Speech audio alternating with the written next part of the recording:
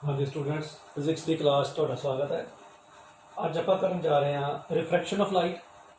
ਦੇਖੋ ਰਿਫਰੈਕਸ਼ਨ ਕੀ ਹੁੰਦੀ ਹੈ। ਰਿਫਰੈਕਸ਼ਨ ਹੁੰਦੀ ਆ ਦੇਖੋ ਕੋਈ ਆ ਮੰਨ ਲਓ 에ਅਰ ਹੈ, ਠੀਕ ਹੈ, ਤੇ ਇਹ ਗਲਾਸ ਲੈਬ ਹੈ। ਸੋ ਇਹ ਹੈਗਾ ਰੇਅਰ ਮੀਡੀਅਮ ਤੇ ਇਹ ਹੈਗਾ ਡੈਂਸਰ, ਠੀਕ ਹੈ, ਇਹ ਡੈਂਸਰ ਮੀਡੀਅਮ ਹੈ। ਸੋ ਰੇਅਰ ਐਂਡ ਡੈਂਸਰ, ਰੇਅਰ मतलब जिंदे विच डेंसिटी घट है, ठीक है, जिवें वैक्यूम है वो रेयरस्ट है, उस तो बाद एयर है, ठीक है, फिर बाकी मीडियम आ जाते हैं जिवें वाटर ग्लास एटसैटरा, ठीक है।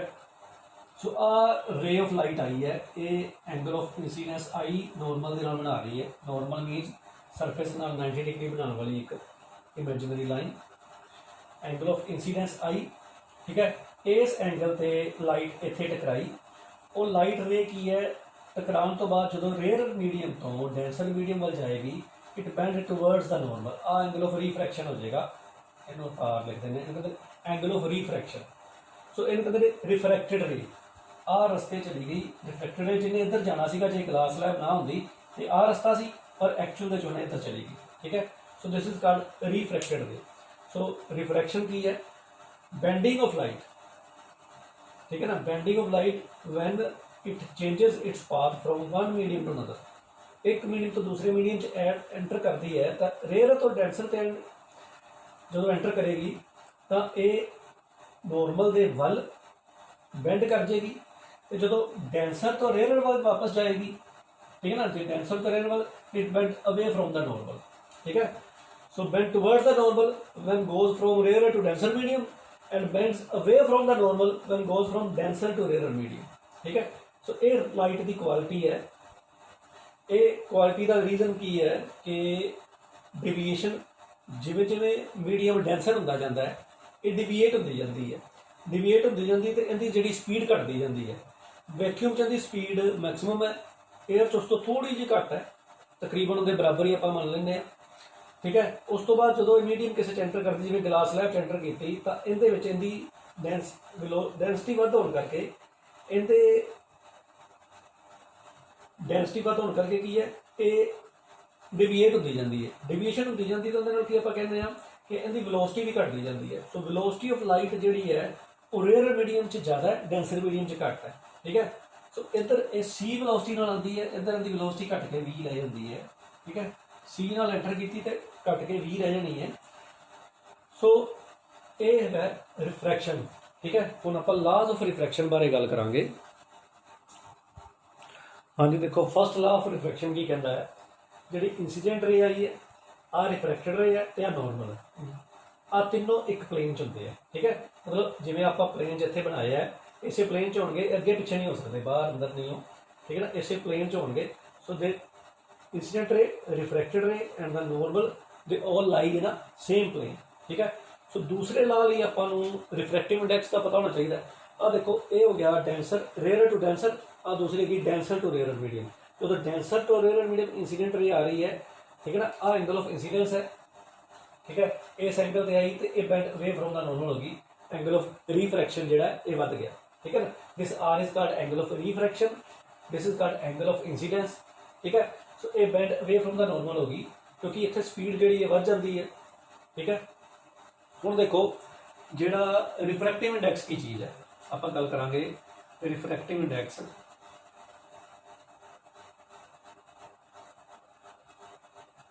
रिफ्रैक्टिव इंडेक्स का मतलब की है, देखो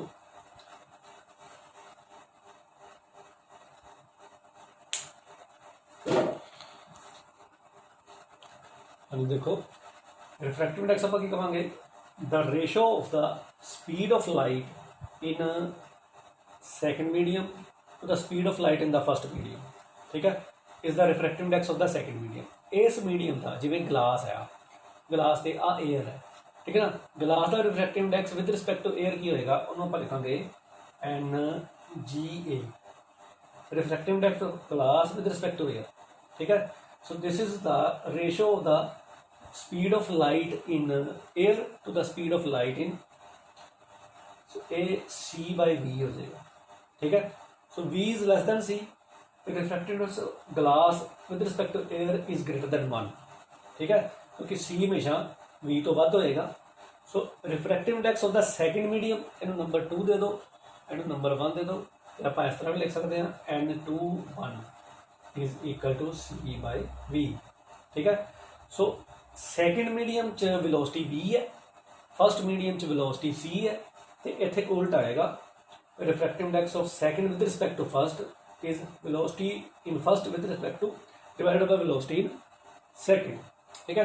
इन्हू कहते refractive index of the denser medium. So refractive index of the denser medium with respect to rare medium is speed of light in rare medium to the speed of light in denser medium. ये refractive index term तुसीं ध्यान नाल याद रखनी है। हुण देखो second law की कहता है, सैकेंड ला फर्स्ट ला आपां कहा भी तीनों चीज़ां जिहड़ियां ने एक प्लेन च है, incident ray, refracted ray and normal, they all lie in the same plane. So second law की कहता है sine of the angle of incidence to the sine of angle of refraction is equal to refractive index of the second medium, इनका मान लो N2 है, जिवें इनका N2 आपां कहा, ठीक है, इनका N1 है, ठीक है। सो N2 डिवाइड बाय N1, इनू N2 बाय N1 कह देंगे, इनू N21 भी कह सकते हैं, ठीक है ना, इस तरह भी इन्हों लिख सकते हैं। So this is the second law of refraction, कि refractive index of second divided by refractive index of first medium is sine of the angle of incidence to the sine of angle of refraction, ठीक है। So ये second law आ गया अपने को, ठीक है। So second law of refraction.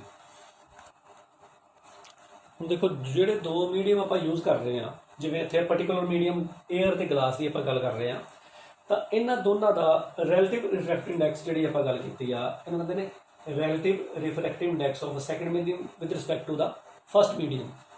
सो ये हमेशा कॉन्सटेंट रहिंदा है जे आप ग्लास नूं बदलीए ना, ठीक है ना, सेम टाइप स्लैब वरतीए, ठीक है ना, जिंदी डेंसिटी सेम होवे तां ये कॉन्सटेंट वैल्यू रहेगी दो पर्टिकुलर मीडिया के लिए, ठीक है। दोनों जे आप एयर ते ग्लास सेम यूज़ किया है, ठीक है ना, ग्लास स्लैब, तो ये हमेशा चेंज नहीं होएगा, ये सेम रहेगा।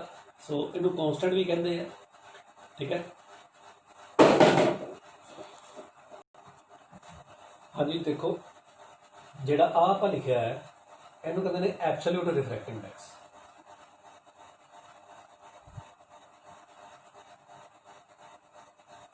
एब्सोल्यूट रिफ्रैक्टिव इंडेक्स क्यों कहते हैं, देखो जी सी है it is the speed of light in vacuum, so V is the velocity of light in the medium या ग्लास, ठीक है। सो जो आप इस तरह लिखते हैं तो आप कहने it is refractive index of the glass, कला आप N भी लिख सकते हैं, क्योंकि वन की वेलोसिटी जी हमेशा सी के बराबर रहेगी जे आप एयर या ग्लास एयर या वैक्यूम लै रहे हैं, ठीक है। तो जे मान लो दो अलग अलग मीडियम आप यूज़ किए हैं, ठीक है ना, जे मान लो वन ए अदर दैन जिवें वाटर ते ग्लास आप गल करिए, ठीक है ना, लाइट रे ग्लास चो जाके वाटर च आ रही है, इतने दूसरा मीडियम वाटर है, आ ग्लास है, ये वाटर है, तो इनका N1 है, इनका N2 है रिफ्रैक्टिव इंडेक्स। सो इनका N1 की होएगा, N1 की होएगा ग्लास का जिवें आप लिखा है, सो C/V, V is the velocity of light in glass, ठीक है। तो इनू V1 कह दो, ठीक है ना, इस पर्टिकुलर केस इतने आप V1 कह दीए, तो इनका वेलोसिटी V2 कह दीए, ठीक है ना। सो आप कह सकते हैं जो रिलेटिव रिफ्रैक्टिव इंडेक्स हो गया उन्होंने किवें आपां मापते हैं, देखो इनका रिफ्रैक्टिव इंडेक्स N1 है, इनका N2 है। हुण आपां गल करांगे refractive index of water with respect to glass, उन्होंने ऐ लिखांगे, ठीक है। सो ये आ जाएगा NW ओवर NG। सो इनका W का N2 है तो G का N1 है, तो आप लिख देंगे N2 ओवर N1, ठीक है। सो मतलब refractive index of the second medium with respect to first medium is equal to absolute refractive index of the second medium divided by absolute refractive index of the first medium, ठीक है। सो आप N21 is equal to N2 over N1 इस तरह लिख सकते हैं। Refractive index of second medium with respect to first is absolute refractive index of the second medium divided by absolute refractive index of the first medium, ठीक है। हुण आपां velocity की गल करिए, देखो जे मान लो अपने कोल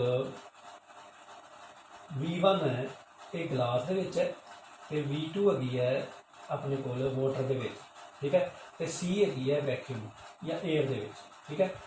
ਸੋ ਆਪਣੇ ਕੋਲ ਜਿਹੜਾ ਇਹਦਾ ਰਿਫਰੈਕਟਿਵ ਇੰਡੈਕਸ ਹੈਗਾ N1 ਮੰਨ ਲਓ ਗਲਾਸ ਦਾ। ਸੋ N1 ਦੀ ਵੈਲਿਊ ਕੀ ਹੋਏਗੀ C/V1। ਇਹ ਵਾਟਰ ਹੈ, ਵਾਟਰ ਦਾ ਰਿਫਰੈਕਟਿਵ ਇੰਡੈਕਸ N2 ਮੰਨ ਲਓ ਤੁਸੀਂ, ਠੀਕ ਹੈ। ਤੇ N2 ਦੀ ਵੈਲਿਊ ਕੀ ਹੋਏਗੀ C/V2, ਠੀਕ ਹੈ। ਸੋ ਹੁਣ ਆਪਾਂ ਜੇ ਗੱਲ ਕਰੀਏ refractive index of water with respect to glass, ਠੀਕ ਹੈ ਨਾ, ਐਵੇਂ ਲਿਖ ਦਾਂਗੇ। ਉਹਦੀ ਵੈਲਿਊ ਕੀ ਆ ਜਾਏਗੀ N2 ਡਿਵਾਈਡ ਬਾਈ N1। ਇਹ ਕਿੰਨਾ ਆ ਜਾਏਗਾ ਦੇਖੋ, N2 ਡਿਵਾਈਡ ਬਾਈ N1 ਕਿੰਨਾ ਬਣ ਜਾਏਗਾ, ਇਹਦੀ ਵੈਲਿਊ ਇੱਥੋਂ ਆਪਾਂ ਲਿਖੀਏ C/V2 ਡਿਵਾਈਡ ਬਾਈ C/V1। ਇਹ ਕੀ ਬਣ ਗਿਆ ਦੇਖੋ, ਇਹ ਬਣ ਗਿਆ C/V2 ਇੰਟੂ V1/C।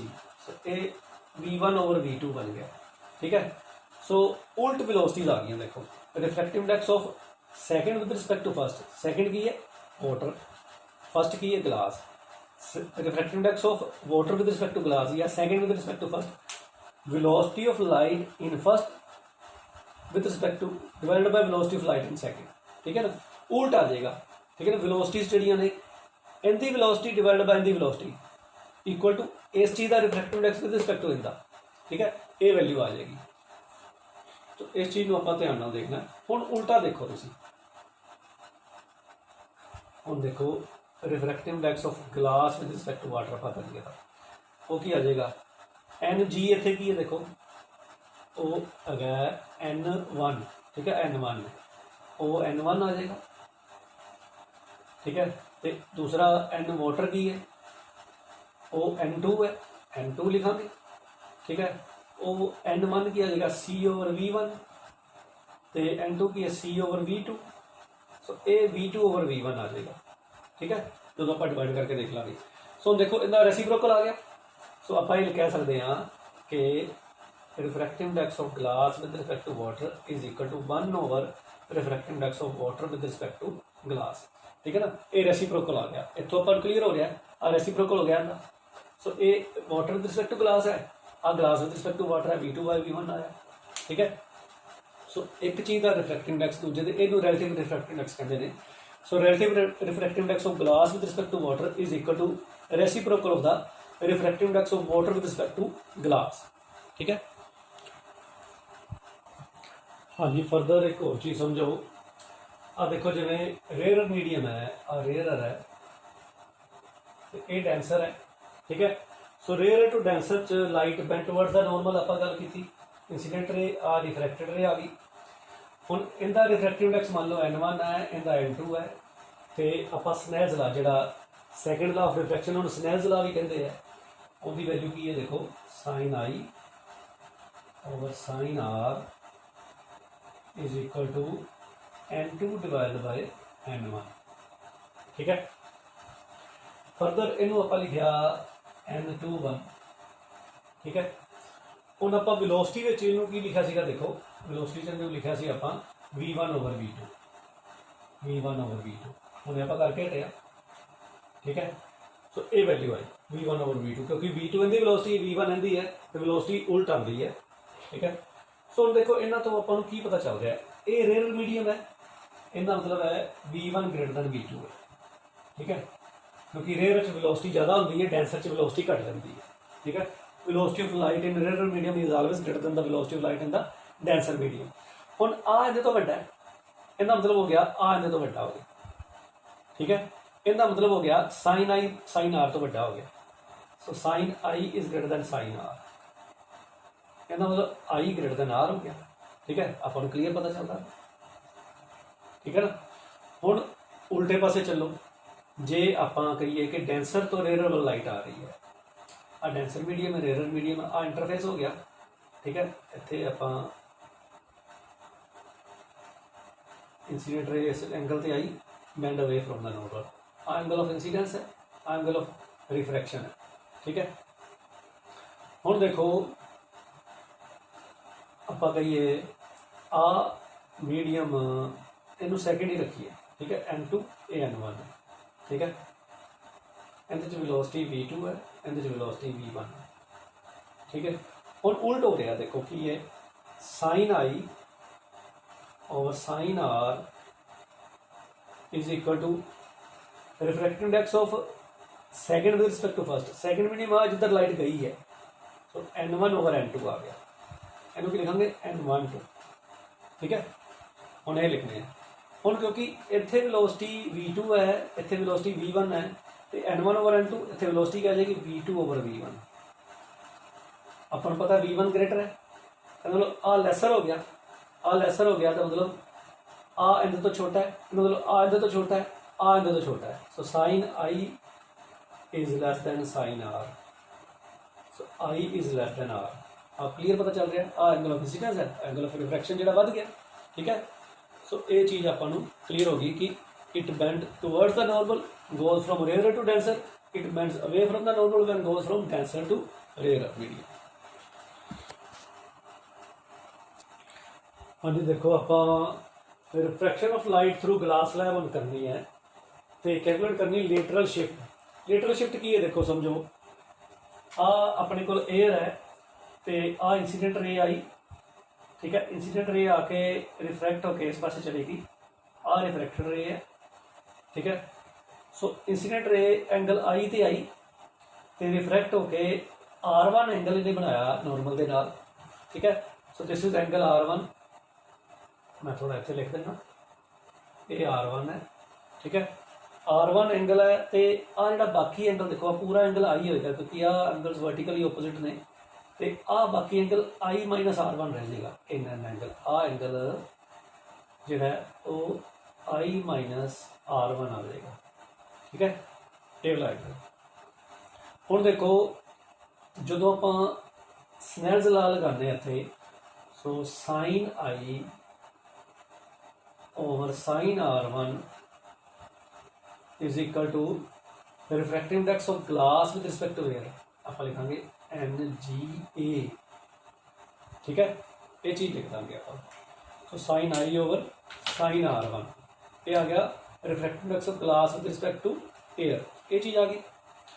हम देखो इत्थे एंगल की है R1, फरदर देखो आ रे जी है ये इत्थे जाके इत्थों इमरजेंट रे बन गई, इमरज मतलब बाहर आ गई, ये एंगल आई डैश से निकली, ठीक है ना, आई डैश एंगल से निकली, तो आ भी एयर ही है, ठीक है ना, ये भी एयर है, तो आप लिखांगे sine R1 over sine i dash, ठीक है ना। इतने आ इंटरफेस लिए R1 एंगल, क्योंकि आ एंगल R1 है, तो आ भी R1 होएगा, क्योंकि आ पैरेलल रेज ने, नॉर्मल्स आर पैरेलल, तो आल्टरनेट एंगल्स बन गए आवला ते आवला, ठीक है। आ एंगल ते आ एंगल आल्टरनेट ने, ये भी R1 होएगा, तो R1 एंगल तो इहदे नॉर्मल के नाल बना रही, तो बाहर आई डैश एंगल बना रही है, समझ लो। So it is equal to refractive index of air with respect to glass, क्योंकि बाहर आई ना, air with respect to glass बन गया। हम देखो अपन पता है, बट साइन ए जी जोड़ा है वो NGA इनका रेसिप्रोकल है, ठीक है ना, 1 ओवर NGA हो जाएगा। ये हमने आप करके हटिया रिफ्रैक्टिव इंडेक्स रेसिप्रोकल ने। सो आप इन उल्ट करिए तो देखो या इनकी थां ते रख दीए, so sine R1 over sine i dash is equal to 1 over NGA आ गया, ठीक है ना। NAG की थां ते 1 ओवर NGA लिखता, रेसिप्रोकल तुम कर लो। So sine i dash over sine R1 is equal to NGA divide by 1, ठीक है। हम देखो हम तुसी इनू तेनू कंपेयर करो, इनू तेनू कंपेयर करते हैं अपने को, की देखो आ चीज़ सेम है, आ चीज़ सेम है, सॉरी आ जी जी उपर के नाल आ है, देखो ठीक है, आ चीज़ सेम है, ये जी इतने है, ठीक है। सो ये सेम है, तो मतलब लैफ्ट हैंड साइड भी सेम है। सो डिनोमीनेटर में R1 है, इतने भी R1 है। सो अपने को की रह जाएगा sine i equal to sine i dash, so अपने को आएगा साइन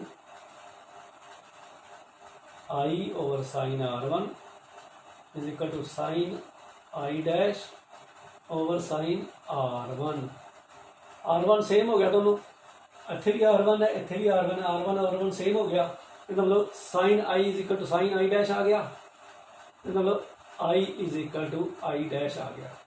ठीक है, i is equal to i dash आ गया, मतलब आ एंगल जिथे मर्ज आउट हुई है ये एंगल ऑफ इंसीडेंस के बराबर ही है। इनू आई डैश ना लिख के आप आई ही लिख दीए, ये जो एंगल आई डैश है आप लिखा ये आई के बराबर ही है। ठीक है, मतलब सेम एंगल ते ये मर्ज आउट होंदी है नॉर्मल के नाल, इंसीडेंट रे जिस एंगल ते एंटर की उस एंगल ते बाहर निकलती पई है।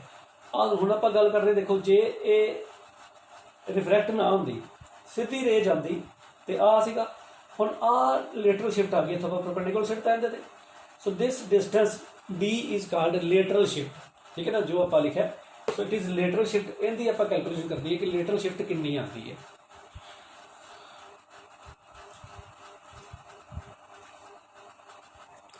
हाँ देखो, लेटरल शिफ्ट पता करने लिए आप देखो आ पॉइंट्स लगाए है, आ पॉइंट को आप ओ नाम देता, नॉर्मल जिथे आके इतने मिल गया उनका नाम आप N1 देता, N1 डैश लिखता इतने क्योंकि इतने पॉइंट आप N1 लिखा, मान लो N1 डैश नॉर्मल है फर्स्ट। ठीक है, हुण आ पॉइंट जिथे रिफ्रैक्टेड रे आके इंटरफेस से मिल रही है बी कहता, जितों आप नॉर्मल सिटिया इतने लेटरल शिफ्ट आ पॉइंट को आप L कहता। ठीक है, हुण अपने को दो ट्रायंगल्स बन गए मैंने, देखो इतने OLB आ ट्रायंगल है, वो इतने राइट एंगल है। ठीक है, एक ट्रायंगल है ON1 डैश B, ये इतने राइट एंगल है। ठीक है, हुण पहली ट्रायंगल OLB इहदे देखो, इहदे आ एंगल जो आप लिखा I माइनस R1 है। हुण साइन इहदा कितना होएगा, देखो sine I minus R1, so sine theta की होंदा this over this, BL over OB, BL over OB, sine I minus R1 की वैल्यू की होगी, लेटरल शिफ्ट D है, तो OB जो है वो OB है, अपन हले पता नहीं होता। हम आप OB की कैलकुलेशन करते हैं, OB की चीज़ है, देखो OB कैलकुलेट करने लिए आप सैकेंड ट्रायंगल यूज़ करेंगे क्योंकि उनके विच भी OB है। ठीक है ना, और आप लिखेंगे ट्रायंगल ON1 डैश B, इहदे विच R1 एंगल है, इनका कोज ले लीए, कोज R1 की होएगा, so this base divide by hypotenuse, कि अंदर नाल बना रहा आ बेस है ON1 डैश जिहड़ा ते बटा OB। ठीक है, हुण देखो जी OB है आ ON1 डैश है, ये आ थिकनेस ऑफ द स्लैब, इन्हों आप T ना लिखा, T की है thickness of the slab, slab की थिकनेस T, सो ON1 डैश T बन गया, कोज R1 की वैल्यू आ गई T ओवर OB, OB की वैल्यू की बन गई फिर T divide by cos R1, cos R1 आ गया, ये इतने पुट कर दो। ठीक है, तो पुट करिए तो अपने को देखो की वैल्यू आ गई, sine I minus R1 is equal to D divide by T over cos R1 ऊपर चला जाएगा। ठीक है, सो D की वैल्यू की हो जाएगी, देखो D की वैल्यू कैलकुलेट करनी है तो की हो जाएगी, sine I minus R1 into T ऊपर चला गया डिवाइड बाय कोज R1। ठीक है, आ वैल्यू सारी, so sine I minus R1 into T divide by cos R1, ये लेटरल शिफ्ट की वैल्यू आ गई। हाँ जी, देखो एक न्यूमेरिकल आप करना है, हाँ न्यूमेरिकल है अपने को, refractive index of glass with respect to air is 3/2, glass with respect to air आप लिखांगे MGA, इनकी वैल्यू है 3/2। फिर कह रहे हैं refractive index of water with respect to air, and WA, इनकी वैल्यू होगी 4/3। Find the refractive index of glass with respect to water, glass with respect to water, ਆ ਪਤਾ ਕਰਨਾ ਆਪਾਂ। ਇਹ ਪਤਾ ਕਰਨਾ, देखो इनकी वैल्यू कितने बराबर होती है, refractive index of glass with respect to air divided by refractive index of water with respect to air. क्योंकि विद रिस्पेक्ट टू एयर आप एब्सोल्यूट वैल्यू ले लेंगे हैं, ठीक है ना। जे absolute value with respect to air के नाल आप एब्सोल्यूट वैल्यू मान के चलते हैं वैक्यूम या एयर, तां करके आप देखो N G over N W लिखना सीगा। So N G over N W, N G with respect to air, N W with respect to air. So n g with respect to air की value कितनी है, 3/2। so 3/2 divide by 4/3। so ये कितना आ जाएगा, 3/2